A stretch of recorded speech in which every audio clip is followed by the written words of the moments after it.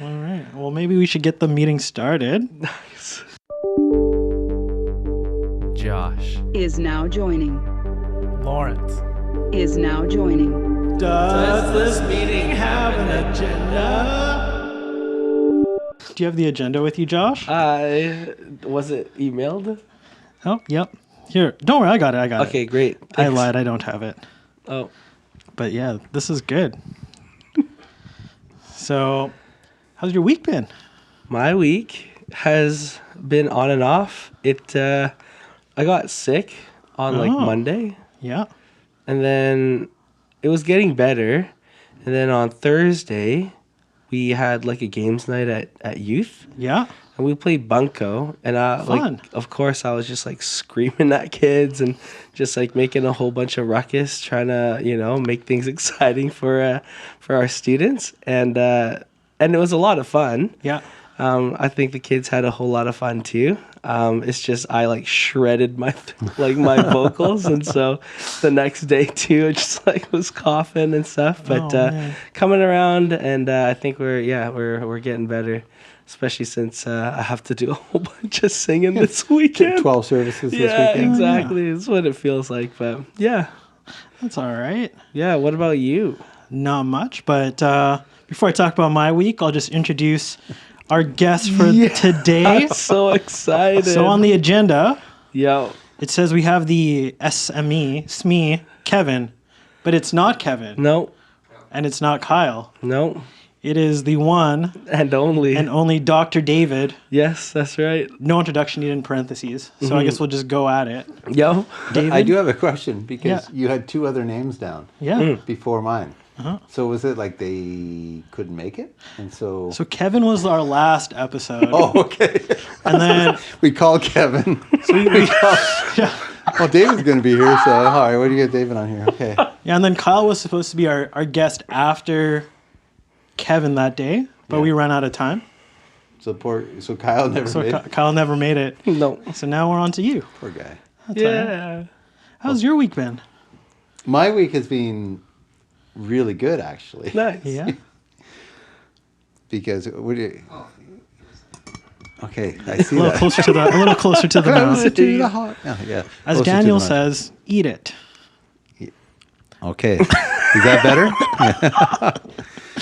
No, my week was good because Brad and I went to Vernon, to Fairhaven, which is a retreat center. Perfect. www.fairhaven. No, I have no idea what the URL is.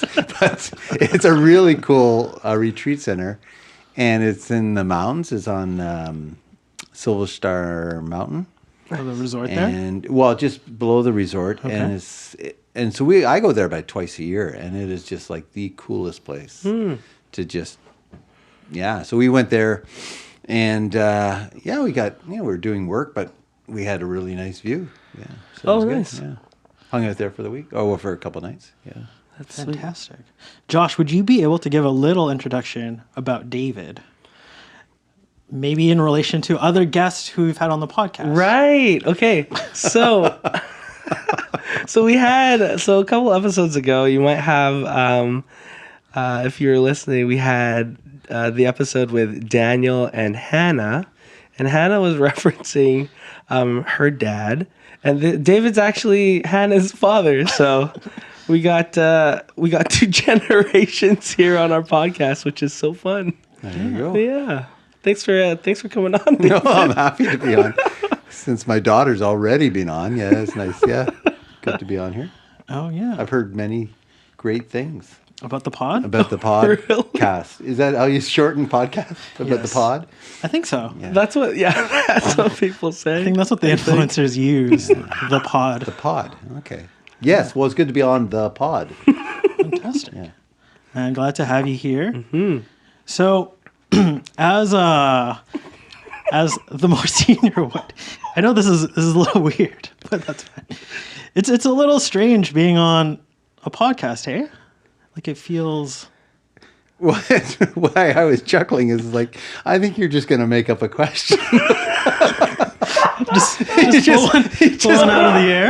You had this look on your face. It's like, oh, okay, now I have to ask him some questions. Okay, so That's kind of how we roll. I feel there's always an agenda, there is, yes. but it's, as you can see, not very extensive. But yeah. All right, so fire away. Give me a question. So I hear you and your wife are big fans of The Office. Oh, yeah. Well, yeah. I mean, the seasons that are good, like with Michael Scott, and Yeah. kind of goes down after that. But everybody would kind of agree on that. Right? Yeah. What's one of your favorite things that has happened in The Office? Like, can you In the show, that keeps you like interested. Oh, that the you would best one. rewatch? The best one is. I mean, I think most people would agree is where Dwight sets off the fire alarm, right? and the best part in the whole thing is where Angela says, "Save my cat," and she throws out the cat, and it crashes through the ceiling at another spot. I mean, I've seen that so many times, but I have never laughed so hard, and I still laugh really hard at that particular scene. I think my favorite part of that scene was when Michael throws the chair out the window, and then he busts like a hole open, and all he does is just screams, It wasn't to escape. It was. That's what I was thinking. I'm like, oh, he's gonna be so, like it would be like him to just throw a chair out and jump out. Yeah. But I think that was even more Michael Scott. Oh. That was very good. That was a good one, yeah. Yeah. Would you ever take any of his leadership advice? You think? Do you ever implement it at your workplace? Well, yeah. I mean, but not just more in an ironic kind of way. Yeah. But one thing about Michael Scott and the American Office is that there was a sincerity to him. Like, he was just such an ass. And then there was this moment of, where he goes to see Pam's art show. Yeah. He goes, Yeah. I'd like to have this in my, how much do you want for this? I'm like, oh, come on. Yeah. But then other times it's just all Oh. cringy. Yeah. Yeah. Though I do say things in meetings that could stop conversations Yes. and make things very awkward. I've done that a number of times, not on purpose, but it's after you say it, you realize, okay, maybe I probably shouldn't have I said probably shouldn't have said that, and now it's really awkward. Yeah, so Yeah. I don't think there's anyone who's not done that. Maybe people who don't speak in meetings. That is what they're trying to avoid. yeah, no. Some people are always A little quiet. good in meetings. Like, they always say positive things and encouraging things. Sometimes I'll say things that afterwards I'm like, yeah, I probably should have thought of that a little bit better. Have you ever been in a meeting with Josh where he's late and he brings only coffee for himself? Because that was one of the things that he said, how he rolls into meetings. What? You're like, yeah, I roll into meetings. 5 minutes later, hey, Gus, just got a coffee. No. No? No. So that was a lie. Josh No, is I mean, actually very not punctual. that I've noted, but most people just come into the meetings with their own coffee. Like, if he brought me a coffee, Yeah. well, then the whole worship department would be a little annoyed. It's That's like, true. who am I? Besides a podcast guest, That's how you. I mean, I am Dr. David Wood, but Yeah. yeah. Yeah. How'd you get your doctorate? I mailed away. You mailed and they sent mailed you. away for it. I got my doctorate at Gordon Conwell Theological Seminary in Boston, Massachusetts. Yeah. Nice. Get out of here. Yeah. Yeah, I did that. I did it in two different places, in Boston and in Charlotte. They have two campuses. And so we moved back and forth between those two. And the focus was church history, revival, reform kind of track. Yeah. Oh, very cool. Yeah. Sorry, and so did you move to Boston? No, Okay. you could do it. So I would have to go down there for 2 weeks every year. So I went to Boston for 2 weeks, Charlotte for 2 weeks, and then one other year went to St. Simon's Island in Georgia. Whoa. Yeah, so so there's a little sliver of Georgia that goes right to the ocean. I don't know if you know that. No. And that's where Savannah is, and then you get a little bit further, and then there's a place called Jekyll Island, but then there's the island where we stayed at. It was called St. Simon's Island, And what's the big deal about St. Simon's Island historically? Come on. Oh 10 man. points. 10 points to Gryffindor if you get it. That's where Saint Simon was born, Right, and where he died. so, And he was. that's what I was gonna say. You took my answer. I'm sorry. Okay. Close, so close. It's where Charles Wesley Oh. and his brother landed. Well, they landed in wow. in Georgia. John went off to a different place, but Charles stayed on St. Simon's Island, and he pastored there, and it was an absolute disaster. Oh. Yeah, but Oh, that's why we goodness. went there, because Wesley had pastored there. But Yeah. if you want to ever learn how not to pastor, Yeah. read his journals on pastoring at St. Simon's Island. It was a mess. Every rookie mistake that you could make, Yeah. Yeah. Charles made. Whoa. Okay. Yeah. And then, sorry, like if I were to try to find his like journals and stuff, where would I like the or their books published? My bookshelf. Oh, okay. There you go. I'll just come up. No, you can buy them. I mean, the journals of Charles Wesley are available, and they're so interesting. They're so interesting because he's like, Wesley is there. Is this going to ruin your podcast if I No, talk no, about not it? at all. Okay, so Wesley was there just for a few months, and he pisses everybody off. He just makes mistake after mistake after mistake, and he's miserable. And the local officials are so disillusioned with Charles that they take his bed from him. He has to sleep on the floor. He's covered in fleas. He's just, it is miserable. He's almost shot. He's out walking, praying, and some guy was practicing some shooting and just missed Charles. Oh, okay. And so he's finally like, I'm leaving. And John's like, don't leave. He's like, I'm leaving. So he goes up to Boston, preaches at a church up in Boston, then heads home. But the cool thing is that, so I had a buddy of mine who preached one of Charles Wesley's sermons. Like he just kind of repeated it in St. Simon's Island. And my professor was thinking, this is going to be so cool. We'll preach one of Wesley's sermons. But his sermons were terrible. Just terrible. And not just terrible, they were heretical. Oh. Like they were Really? just, because it wasn't until he went back to England with his tail between his legs, just like, I hated it, this was a mess.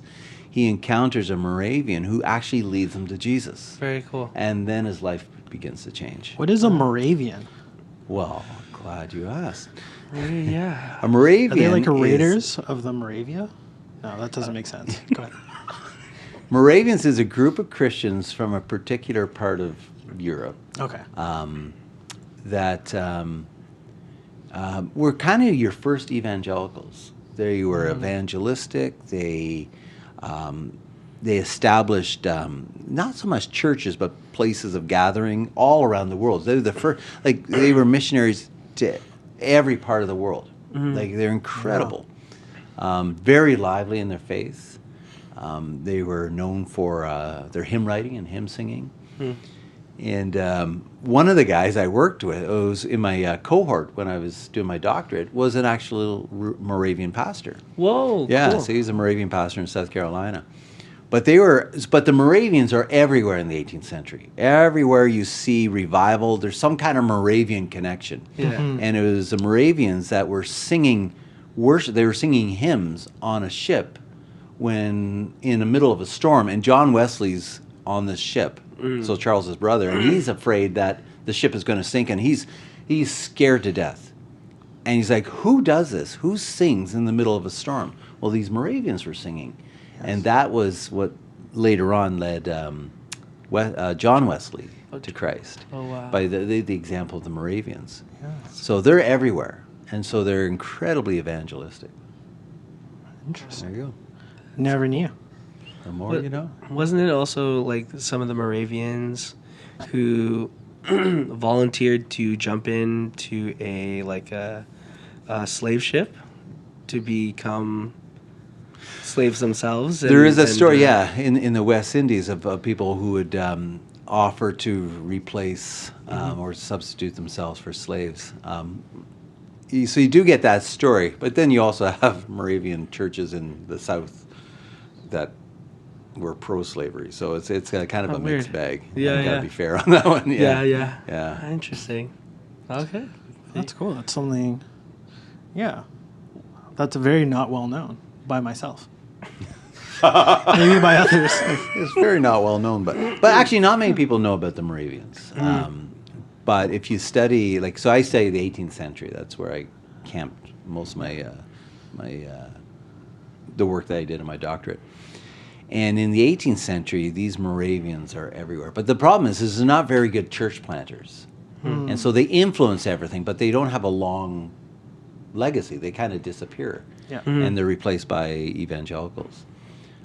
But the Moravians, their spirituality is quite robust. Yeah. Yeah. I think it'd be cool to be called a Moravian instead of an evangelical. It sounds more hardcore. Yeah. Just as a You title, just sound kind of more Like- Eastern European. Yeah. I think you What part sound of more Moravia are you from? more Bedouin, maybe, because it sounds like Arabian to me. I'm like, it sounds like you wander, and you somehow find a way. Yeah, well, there you go. I'll call you Moravian from now on. You can call me Lawrence of Moravia. Oh, Lawrence of Moravia. Right? That will that's stick. And you heard it first on the pod. On the pod. On the pod. And you thought you might not be interesting, or you might ruin the podcast. No, I but knew I'd you're- be interesting. Okay. But interesting to me. And I was going to say my wife, but not even. Because I can talk about church history forever. Oh, yeah. And then until people's eyes usually glaze over. Yeah. Yeah, and then they're like, oh, no. That's really good. I'm glad I asked you those questions. Well, I got to go. Yeah. Those sorts of things. Like, I had to go half an hour ago, but you, But the pod's still going, so. Yeah. Let's go. Do you want to know what's in here? I would like to know why. So this is a fun thing that I thought you would enjoy as a fan of The Office. So our good friend Daniel, our good friend Daniel, and I don't know how you would relate to him, but Daniel, he asked me to. Whom I really like. Who you really like? Oh, that's good. Does he know, I think so. or is it like a podcast first? He kind of knows. You've heard it first on this podcast. I really like Daniel. So Daniel, who you really like, great guy, great friend of the pod, Yeah. great friend in general. Mm-hmm. He accidentally left something at his work, and I live fairly close to his work, and he asked me to pick it up for him. And poor naive Daniel thought I would just do that, but what I did is I put it in Jell-O. So So what is it? it's his wallet and keys. No, you didn't. Yeah. Put his wallet in keys, but won't that like wreck his stuff? In his I wallet? wrapped it in like two Ziploc So you're bags. mean, but not that mean. No. Ruined his cards and wallet. He's got to go get a new driver's license. It's $400 in there. Yeah. Okay. Yeah. Good. It's like, it'd be funny if that was the only thing that would like degrade Canadian money. Was like It's if Jell-O. Yeah. Apparently, it's impervious to anything except for Jell-O. Yes. you can't rip it, but you can. It Dissolve does. It does dissolve in in Jell-O. strawberry. Yeah. Jell-O. Strawberry Jello. Yeah, Well, I think you know what? I think he'll chuckle. I hope so. Well, he's heard. He'll hear it. Well, no, he'll get it first because this podcast yes. probably Yeah, takes a few days to produce, right? yeah. So he'll get it, and then he'll hear about it, and then he'll chuckle probably. Oh, that's good. Yeah. Yeah. A little. I feel like Jell-O is Jell-Oing someone's things is a very fun, not so hurtful prank. Okay, so this is not your first Jell-O prank. No. It's one of many. They Jello'd me too. Now, had you ever thought of this before watching The Office? No, So it was The never. Office that inspired it. it is. We've come full circle to The Office. Yeah. I I don't like know. the way you interview because you bring themes back. Thank you. Yeah. It's something Josh and I have been working on for episodes now. Yeah. Of the callback. The callback, yeah. That's what they call it, I guess.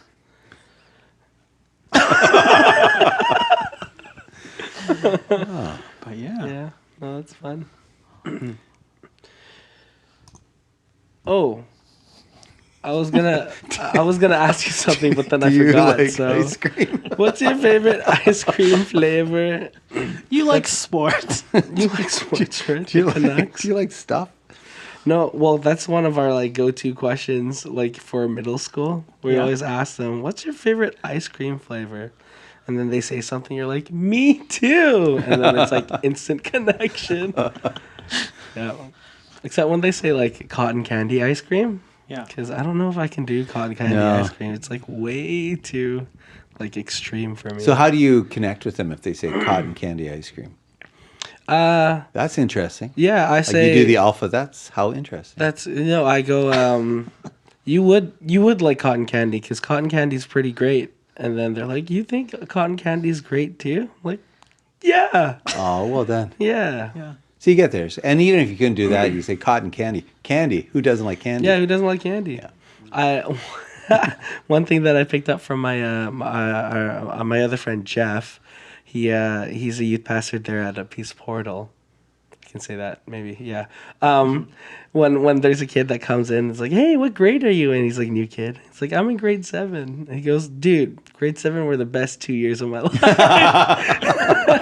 and I've yet to use it still, but I'm so excited to use that one. Keep that one in your back pocket. Yeah, best 2 years of my life, grade 7. It's good. But yeah, So can I give a sports update? please. Sports update is Trinity Western beat UBC-B 51-5. Is that women's rugby? Seventh? That's Rachel's team. Yeah. No way! I heard that they're like they seem to be doing really really good. Like all the Doing better. okay. Yeah, doing better than they. But I mean, it's UBC-B. Mm-hmm. So UBC-A team is Oh, a I whole see. nother thing. But UBC-B is still actually really good. Yeah. So yeah, Hannah just sent me the update. So Oh, you may remember Hannah from previous podcasts. yeah, they're live on the floor, live updates. That's awesome. There you go. Yeah. How long has Rachel been doing rugby for a while now? Yeah, I mean, she did it in high school, but then COVID hit. Oh right. And the thing was, her sport was always basketball. It wasn't rugby. Like Hannah was rugby. Like Yeah. she was a good rugby player.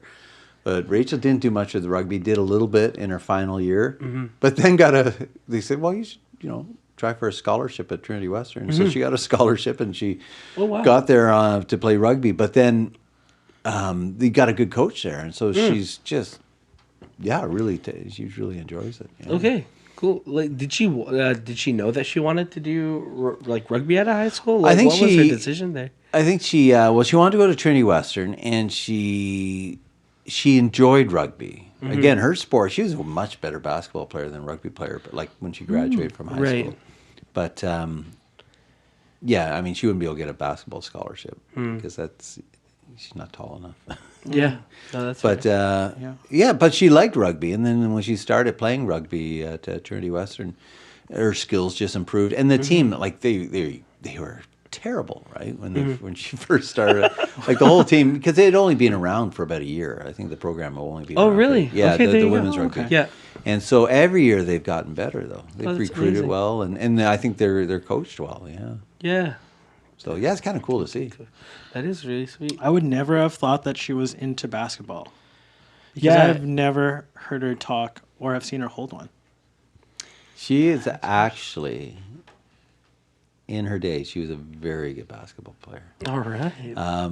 She was very good at shooting threes, and so I used to coach Rachel. Yeah, you did. In Tri-City basketball. Oh, nice. So I started coaching Rachel and her friends when she was like grade 4. Like and so they could barely bounce the ball, right? Right. And so, but then I coached all the girls. So the girls, they didn't know what to do. So I said, just bounce the ball and attack the hoop. I Nice. said, that's all I care. Super simple. I said, just drive. Yeah. When in doubt, drive. I said, if somebody gets in your way, run them over. It'll be their foul, Yeah. most likely, because they don't know how to stand still or anything Right. like that. Yeah, take a I said, charge. just go. I said, and throw up the ball. I said, if it goes in, it goes in. If it does, I don't care. Yeah. I said, but just drive. And so I taught all these like meek little girls to drive. and they start to drive, and then they start to score. Wow. And then on defense, I just said to them, I said, I want everybody from the other team, I said, when they go home, I want them to smell their uniform, say, this smells like Rachel, or this smells like Alexa. Nice. I said, because you have not let them go. That's right. Yeah. Yeah. I said, if they're going in for a basket, I said, I said, I don't care, foul them. I said, they're not going to make the foul shot. That's amazing. And so these girls, they just started getting better and better and better. Yeah. And so there was a time for our team, and Delane and I, we were both the coaches. No way. Yeah. Cool. And there's one point, like, we were beating, like, all the teams, like, even the top teams. We were beating them just because we were tenacious. Yeah. And they were dry. And so, I was quite proud. Like, I'm like, coaching this team, Yeah. But the year that strategy was it was introduced, so the year that you could run plays, we started losing. Oh. Because I'm not a strategic thinker. So I'm like, they're doing something. They're running some kind of play. So I just say to the girls, I said, don't let them do that. Like, I didn't. And so the moment they hit like grade 8 and there's lots of plays being run, our win streak came to an end. Yeah. There you go. So you met your ceiling as a coach. And it's always been like, I used to coach Matthew's team. Yeah. And then once they hit like grade 8, grade 9, they started saying to me, it's like, Coach David, we're just going to run our own plays. That's okay. You just stand there, cheer us on. I always struggle when it comes to strategies.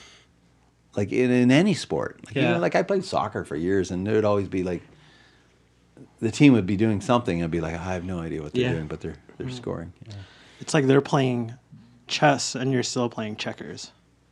Yeah, not even, because even checkers require strategy. And you're playing Hungry Hungry Hippos. Red light, green light. Just keep. That's Something like that. Yeah. Yeah.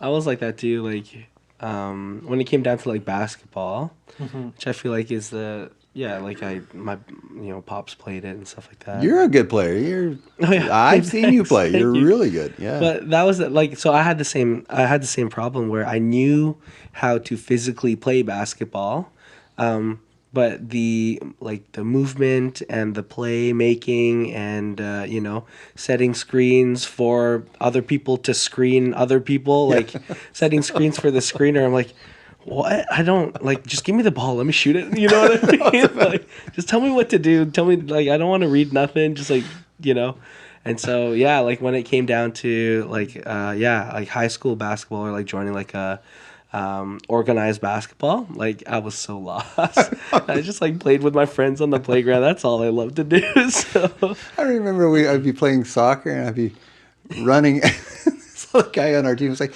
"Why are you running next to me?" Because I didn't know where to go. So he was like, "All right, everybody move," and I'm just like, I just kind of be running. Dude, you're not supposed to be running. You stand over there, and like, I had no idea. Yeah, I hated it.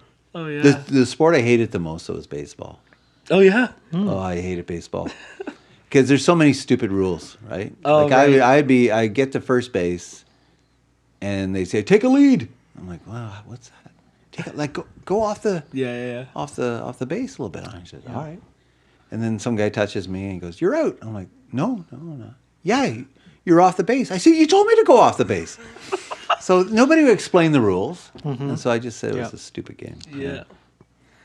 That's fair. I know the rules now, but still, don't like baseball. I find that watching baseball live is or I guess like in any like sport, but I find that baseball in particular, like watching baseball live is such a different experience from like watching on the TV. On the TV, I'm like, man, this is like boring. But then when I watch live, I'm like, it's the same sport. And it's actually like longer because there's no like commercial breaks or nothing. Yeah. But I'm still having so much more fun. Yeah, not me. Well, I mean, there's beer and stuff, but you can have that at home. But one thing I did notice because we would go see the Vancouver Canadians or whatever, it's just how hard those guys throw the ball. Oh, man. There's no way I'd hit anything. And how these guys can hit it like well to get it over the fence. Yeah. That's pretty. Yeah. My favorite baseball experience will always be in Korea. So in This is a Korea, story here. Yeah. in Busan, they have like they allow things that they don't allow in North America. So you can bring in your own food. You can bring in your own drinks, like anything you want. You could basically bring into the stadium. If you run out, you can leave and get some more and come back. Or you could buy from within the stadium, and everything is around the same price as it would be outside. But they have cheers for every single occasion during the game. So if you're into it, you're on your feet for like 3 hours just cheering. There's like different songs for different players or different. Really? Yeah, like someone gets a double, there's like a song for the double. If someone gets like a single, there's a single song. If it's a homer, like everyone's going crazy. If the other team is batting, there's like a chant to get like that batter off his game. Yeah. So it's really fun and really engaging, and I would say like that's such a cool baseball experience. So is it big in Korea? Yeah, and you know who brought it? Japanese. No, the first missionaries to Korea. Apparently, they also brought baseball. Oh, cool. The Americans, and they just ran with both things. They're like, we're gonna make churches and stuff, and we're gonna also do baseball as crazy and as well as we can. So That's cool. There you go. And didn't you also say like there like nobody sat for the entire like basically everybody was like standing because people were just like so pumped for it. Yeah, and even they had like two sections, like the home section and the away team section, and there's always like there's a rivalry between the two crowds, coming in. Korea's a pretty small country, so if you wanted to see the rival team play, it's like a 2-hour train ride or something like that. So there's like You have the North Koreans playing. And, exactly. They're a far smaller team or something. yeah. They weren't allowed to lose. I wonder if they do have that though. If they would have like a tournament for all of Korea, for baseball or They something. should. Yeah. It's just that whole, I don't know, that War thing. demilitarized zone.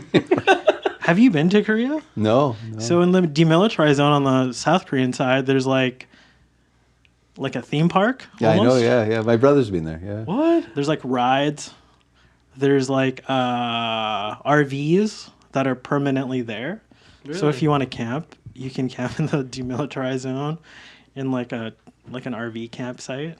Interesting. Like you don't have to bring your own. It's just You there, just like camp there. trailers. You have to avoid the mines, I would guess. Yes, that is the one. The one thing. Like Keep when you get up walk in the on middle the of the night path. to use the bathroom, to find the outhouse, Yeah, you'd have to probably stay to the road. yeah. It's not coyotes you're worried about. It's the mines. The mines. It's just a ceasefire, right? It's just considered yeah. a ceasefire. Really? That's all it is. Like, yeah. So all it takes is just for one person to be like, all right, I think let's still technically they're at continue war. to go. Oh, that's weird. Yeah. Super weird. Yeah, they have. I think there were just like rockets that almost hit Japan or something Yeah. I saw that. Yeah. Whoa. from North Korea. For some reason, it's like they made the rocket too strong and it missed South Korea, like went into Japan. It's like we either make him too weak or too strong. But This one's just right now. Yeah. Now we're into like global affairs. Yeah. Geopolitical affairs. very much. This so. is an amazing pod because you cover everything, right? From TCYBA basketball to ice cream to Jello to global affairs. Oh yeah. This is the most eclectic pod It's- I've ever been on. Yeah, it's a weird one that way. We just get like conversation go where it wants to. So yeah, it's kind of fun. Let the conversation decide where it goes. I heard that. Speaking of like, well, that's how I think. So basketball, like people would associate Filipinos in the Philippines with like basketball and stuff, but the Philippine people play baseball. It's pretty big in the Philippines as well. Oh, I didn't know that. Like, so my great grandmother, when she was still alive, she would she would make her like tour around the different like families, and like we'd host her or whatever for like months at a time. So we had her, and apparently my dad like came home to my great grandmother watching baseball, and he's like, oh, like usually maybe she just couldn't find the the channel where they were playing Young and the Restless, but and maybe she just got stuck or whatever. But apparently, like he like noticed she was watching it, and even before, like the pitcher would like throw the pitch, and before the umpire like made the call, like she was already calling them. Like, what? How does she know how to play like baseball or whatever? But apparently, it was because like when America, like the American like soldiers or whatever were stationed in the Philippines, one of the things that they they did to like pass the time was like play baseball. And so they like taught it to the locals there apparently, and now it's like I wouldn't say like obviously it's not as big as like maybe basketball would be, but there are like some people who who play baseball in the Philipines. Would that Kinda be the wild. same story with basketball though? Like how because basketball probably got there assume the same way. Yeah, right? I think basketball might have been. I don't know how basketball got like big there, but I think it would be the same thing. And even too, like I don't think that you need a whole lot for basketball too, and the rules seem pretty like a lot more simpler than baseball would be. But yeah. But it is part like among Filipinos, basketball is huge. I mean, we used to run at my old church. We used to run like a 3-on-3 tournament over at Pine Tree. Yeah. And they're all it's just all Filipino teams, right? Yeah. Yeah, and they're so good. It's big, yeah, and I guess like there's a lot of like Filipino tournaments where it's like because if if the Filipino teams tried to like play in a different like tournament or whatever, like everybody's like so much more taller than we would be. So It is. Well, that's the down because it was so good at dribbling, but just that height issue is. Yeah. Do you know who's good? Used to play in the tournament. He was quite good. No. John and Kathy. John. He's an older fella now, but he sits in the second row at the front in the 9:30 service. John and Kat. Catherine. Yeah. I know. John was a really good basketball player. Oh, really? Back in the day, I did not know. Yeah. I did not know that Catherine was like she lived in the Philippines. Yeah. Because like I think I heard her talking in like with John. I'm like, oh. Fukian. Yeah. They Yeah. speak, yeah. Yeah, I was like, oh, it's like like I saw like I couldn't tell like if they were Filipino or whatever, but they're speaking, and I was like, oh yeah, that's not I can't recognize that. That doesn't sound Filipino. Yeah. And all of a sudden I talked to her on Sunday, and then all of a sudden she's like whipping out like these Tagalog words. I'm like, wait, I thought you were. No, She's Chinese like, oh, Filipino. Yeah. Yeah, and she's like, oh yeah, I lived in the Philippines for a long time. I'm like, okay, there you go. That makes sense. That's crazy. So, yeah, it's kind of fun. Yeah. You said Pukian?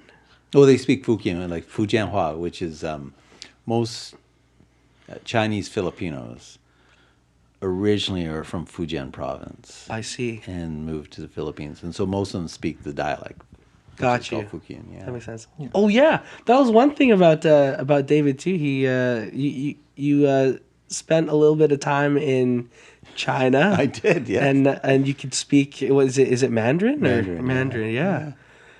Yeah, That yeah. was, No, it's fun. Yeah, today I was talking. There's a fella at the men's breakfast this morning, and it's his first time out to the men's breakfast. But I've seen him around, and he's from this province where I used to live. So I used to live in a place called Anhui, and Anhui province is like back when I lived there was like the poorest place that nobody would ever want to go. And in Anhui, the worst place was the city that I lived in. Oh wow.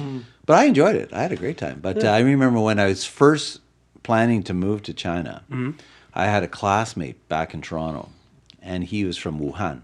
And he said, have you ever thought about, doing anything in China? I said, yeah, I'd be open to that. Because I was studying a little bit about Chinese politics and that. And he said, well, I can help arrange it for you to go and, teach there for a little bit. So I got assigned, and he goes, which city are you going to? I said, it's, I'm not sure. I said, he goes, Wuhan? Wuhan, that's great. That's my hometown. Hey, and then the next day I came, I said, actually, it's not Wuhan. It's similar. I said, it's Wuhu. He goes, oh. He goes, that's not a good place to go. And it was the thief capital of China. Oh, okay. Like it is the thief capital. Like it's just, there are pickpockets everywhere. Like Right. it was just like, and it was just really ugly, poor city. But I had a blast. I had so much fun. I worked in a medical college at this place in the middle of nowhere, and there was nothing there. Yeah. Nothing. I remember there's one department store, and it had the big drawing point for this department store is that it had an escalator. Ooh. That just one that went up. Not down, just went up. And then people just got stuck. No, they just get to the top and they have to walk down the stairs, right? Right. And people would come from all over the countryside to see this escalator. Because it's an escalator. Oh, right. And then you'd have some people who would show off. And I remember they would get on the escalator and step on it like, I've done this before. And they get to the top and they just step off and like, I can do this. And apparently at one point they had to hire people to stand at the top of the escalator because people didn't know how to, and they were falling, tripping and falling to the ground. And so they had people just kind of help them step off the escalator. But that's how how this place was. That's amazing. I remember, like, it's a real thing. I remember when I was like a kid, and Metrotown had the I don't even know, like, it's like an escalator, but it didn't have the steps. It was just like that smooth. Like, right? Oh, yeah, like a conveyor belt for people. Yeah, that's right. I remember as a kid, I was like so nervous. I'm like, what if I don't make this step? And yeah. Do you know? Okay, weird man. So when I was in, I can't believe I've never shared this story before. But when I was in kindergarten, I had this classmate, Danny. Shout out to and he was Danny. like he was one of these guys. I think that was his name, and he was just like the bully. You know, his kindergarten, but and he'd tell stories. He goes like, and so the teachers say, well, what was your experience this past week? Anybody got any stories to tell? He goes, yeah. He goes, me and my family, we're at the mall, and we're on this escalator, and it sucked us underneath the escalator, and we had to get rescued. And I remember going, whoa, that could happen. And I remember the teacher going, now, Danny, are you telling the truth? He goes, yeah, man, it happened. And I'm like, and then after that, I was always like, I'm not sure if I want to go on an escalator because I don't want to get sucked underneath it. Like I thought if you didn't put it would suck you right underneath it. Yeah. Because that happened to my buddy Danny. Yeah. Oh, God. Thankfully, he survived to tell the tale. Well, and that should be the first clue. But then again, I was only 5, so no way to know. I'm only ever gonna take the stairs. Oh man. There's also a joke in Philippines. There was a I forgot. There was like a not so bright president that people make like fun just of. one. There was one in particular, and there was one joke where he goes, "Hey," he's texting his like secretary. He's like, "Hey." Oh no! They were like, they're in a meeting, and one of the people comes late. He's like, "Oh man, sorry I'm late. An hour late. Like, I got stuck in the elevator. I'm so sorry." And this president goes, or the joke goes, he says, "Oh yeah, don't worry about it. Like I remember I was stuck for like 4 hours on an escalator, and that was pretty crazy." So I get where you're coming from. We're like, yeah. Oh yeah. Oh man. It's crazy to think that you wouldn't people haven't experienced escalators before. It's like in China at that point in time, you're like, oh yeah, this is crazy. But like last year, I was in an airport in the Middle East, and this one lady she has never seen an escalator before, for sure. Yeah. And it was to go down into the terminal or whatever.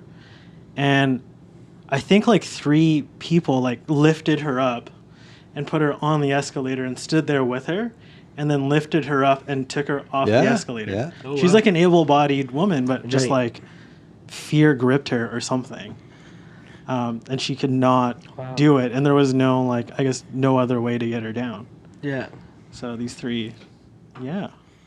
I remember, so fortunate yeah, here. I remember in China, my friends sent me this care package, and in it they had little packages of sugar and different things and coffee, and there wasn't much coffee in China at that time, and so I said, "You guys want coffee? This is amazing." And the one guy goes, "Sure." So I poured him my coffee, and I gave him a pack of sugar. I said, "There you go." I said, "You can put sugar in it if you want." He goes, "Oh, where do you put it?" I said, "You just put it in your coffee." So he took the package of sugar and just threw it into the coffee. I'm like, "No, you have to open it." And he said, "Oh, I didn't know." He'd never seen a package of sugar before. Now, it's easy for me to say that. I was also the one who was dipping my food into this bowl and eating this lobster, but the bowl was for my fingers. So I'm taking a little piece of the lobster. Dad, this lemon juice tastes really good. And people are looking at me and they're like, "La, what?" Foreigner. So, yeah. I mean, there's so many new things in this world. Yeah. Right. Or have you seen there was a video going around of this this Western family that goes into a Chinese restaurant, and they ordered these the dishes with I guess similarly in Chinese culture, when you cook food, it's for the table, Right. Oh, yes. and it's just people just eating these dishes that was meant for a six. plate of fish. There's Oh yeah, and he's just homeboy is just eating this steamed fish, and everybody just has their own thing going on. yeah. Oh boy. Yeah, no, I can see that happening. Yeah, because we don't think that way, right? Yeah. You don't think communally. I sent that video to my Chinese friend, and she was like, "This hurts me so much. I feel physical pain when I watch this." But I mean, it says something though about just how isolated and individualistic the West is. Yeah. Very true. Yeah, I was thinking about that.